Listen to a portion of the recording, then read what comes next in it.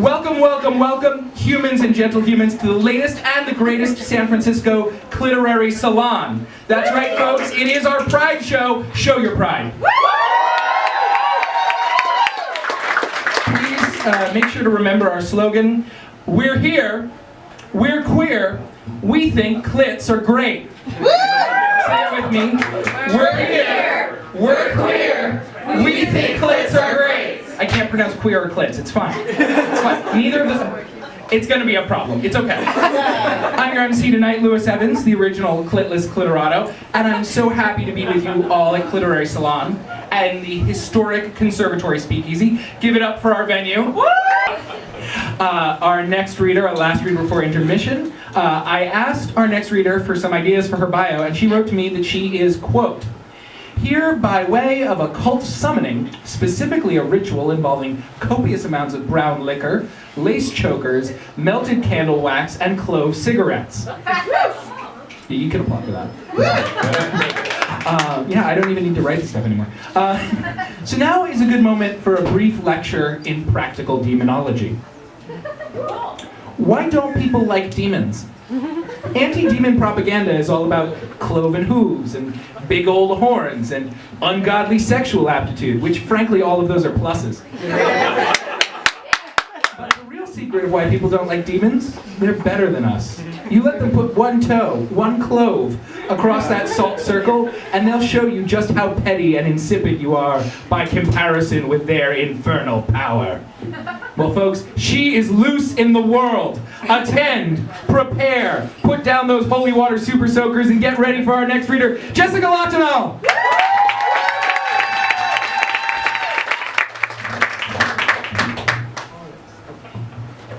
Hi, everybody. I kind of want to start with an apology because I realize that my dress has so much glitter that is probably on all of you right now. Yeah. Then again, you didn't really come here to hear me talk about sartorial choices. You came here to hear me talk about sex.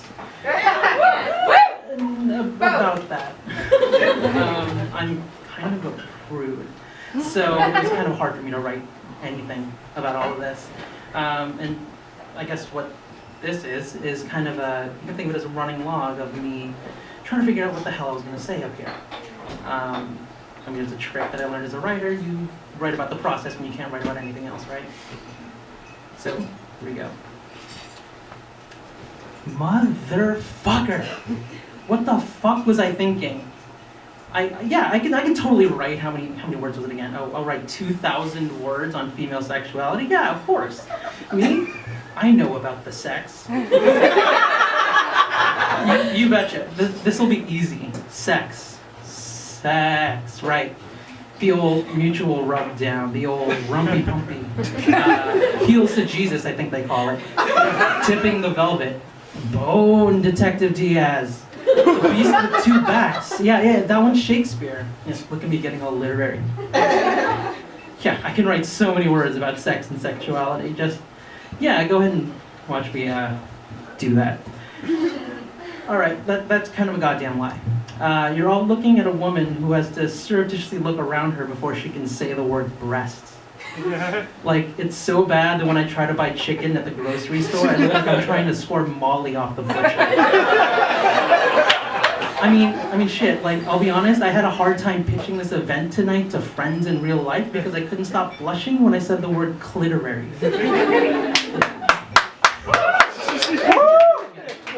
Thankfully, some of those folks wrote off the blushing as, you know, a result of a pun, but really, I was blushing because of the clit. And, you know, I realized that outing myself as a prude up here on the altar of public judgment probably wasn't the smartest idea I've ever had. But, hey, I guess everybody's got to start somewhere, right?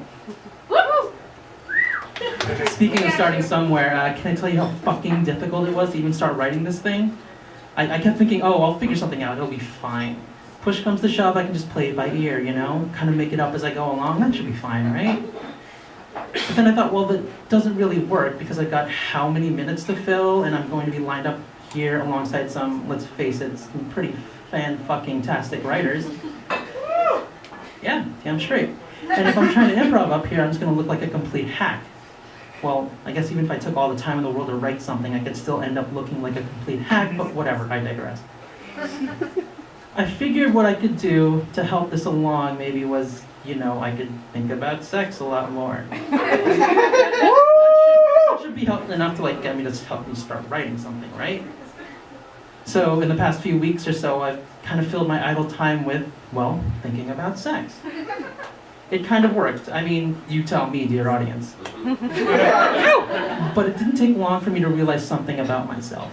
My brain is a complete asshole when it comes to thinking about sex. It's like, okay, I'm in bed, right? I'm about to fall asleep and I'll think, I'll just examine some of these feelings I have about sex, as you do. Of course, what ends up happening is I end up dozing off thinking about that one time in grade school where I was doing a reading for science class and I read organism as orgasm, and the girl I had a crush on, who was sitting next to me, mind you, gave me one of those looks, you know the one I'm talking about, and I about died. Me being the brilliant 6th grader I was, I turned beet fucking red and I said, no, I definitely said organism. I know what an organism is. My mother's a microbiologist after all. Of course, it's only now, literally, as I was writing this, that I realized I was probably a terrible move to work my mother into the grand organism versus orgasm debate. Oh, fucking well, I guess. But as I was saying, my brain's a complete jerk, deciding to run that little highlight reel right when I'm about to go to bed. So, okay.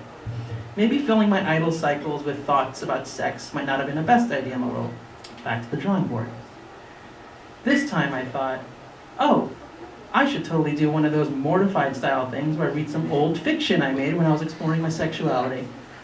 A lot of you know where this is going already. But I don't have any of my old hard copy diaries, and even if I did, it probably wouldn't be nearly enough. Perhaps more importantly, it wouldn't be funny or poignant or powerful enough for something like this, I guess. But wait, I know. I could turn to my Tumblr. That's what I'll do. So, as you do, I flipped open my laptop and I clicked over to my Tumblr, ready to start pulling some real gems out of there. And oh my god, okay, that's a gif of 2 people fucking. And it's kind of like I always said, Tumblr's like Stitch Fix, but for sex, but you never really know what gif you're gonna get. Anyway, once I recovered from the blushing head rush I got, I pulled open my archive and I started clicking around. Here's what I found. And mind you, I didn't edit a single word of any of these, so you're probably going to hear a lot of synonyms for hair and eyes and blushing. This first one's called rom-com. Amelia screamed. Her fingers mashed on the plastic keys on her laptop, the frustration now visible on the page. The cursor blinked its ever-present vigil after it spit out a random series of consonants and vowels, letters that mean absolutely nothing but are nonetheless strung together. A string of letters that are a symbol of nothing more than frustration and futility. I can't fucking do this, she thought to herself. She set her jaw and frowned, staring at the glowing screen. Why can't I just say what's on my mind, she wondered. Why indeed? How does everyone else do it? All she wanted to do was write something beautiful for her girlfriend. It was frustrating. Why did she feel embarrassed? Why should she feel ashamed about what she was doing?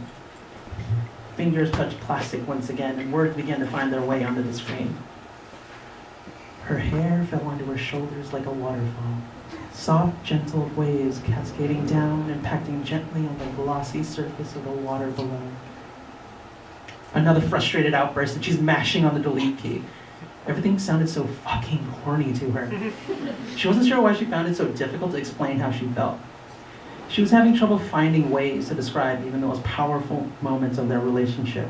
Take, for example, how they met. She could remember that night just fine, of course. Katie was just standing there in the subway car. Her eyes were intently poring over this thick novel she had in her hand. For the life of her, Amelia could not recall the name of the book, even though it was what gave her pause. It was what made her take note of this woman. The book had to have been fantasy, she remembered, because the cover had a picture of a crown. She remembered how Katie was chewing on her lip nervously, her soft brows furrowing as if she were reading something distressing. Her hair looked a little messy, but everybody's did after work anyway. Candy floss pink locks, all hastily tucked behind a mirror, slipped loose as the subway car in Amelia's heart went bubble, bubble, bubble. But Katie didn't care, lost in her fantasy of kings and witches and knights. It must have been getting really good because her eyes slowly started opening wider and wider. And then the subway car lurched, jerking everybody forward. Katie lost her balance and almost fell over. She flailed a bit and Amelia shot out her hands to catch her. Her cute pale cheeks started to flush as Katie stumbled back onto her feet to regain her balance. She looked down sheepishly, muttering an apology. Amelia just stood there, holding her arms out, asking if she was okay. She remembered that Katie mumbled something unintelligible as they both knelt down to retrieve the book that slipped from her fingers in a moment of panic. Of course, they both did at the same time, and naturally they bumped heads in the crowded subway car. As Katie was rubbing her head, Amelia picked the book up from the floor and handed it back to her. A playing card stuck out from the bottom edge of the book.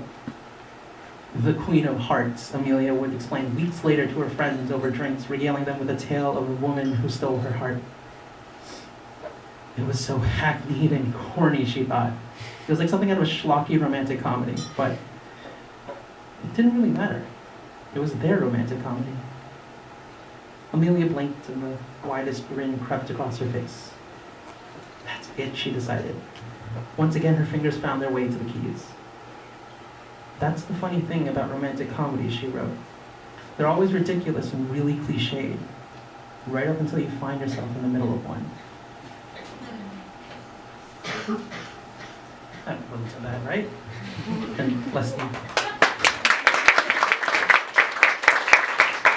Unless you actually thought that was all a joke, I'm for real, I love rom-coms. Everything. So, of course, after reading that, I ended up watching a bunch of them in the name of research. But all I really ended up in the end, though, was a bunch of tears and some clogged up sinuses. Okay, fine. Maybe I should find something a little more, I don't know, poignant? Something that might be kind of good to go out on, you know?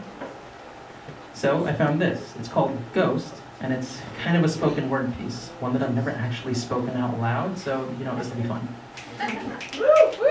Woo! I think I'm ahead of the curve on this being a ghost thing. What I mean by that is, I'm one of those people who seems to end up worrying everyone, whether I mean to or not. Like a chill running down your spine as you enter a dark room.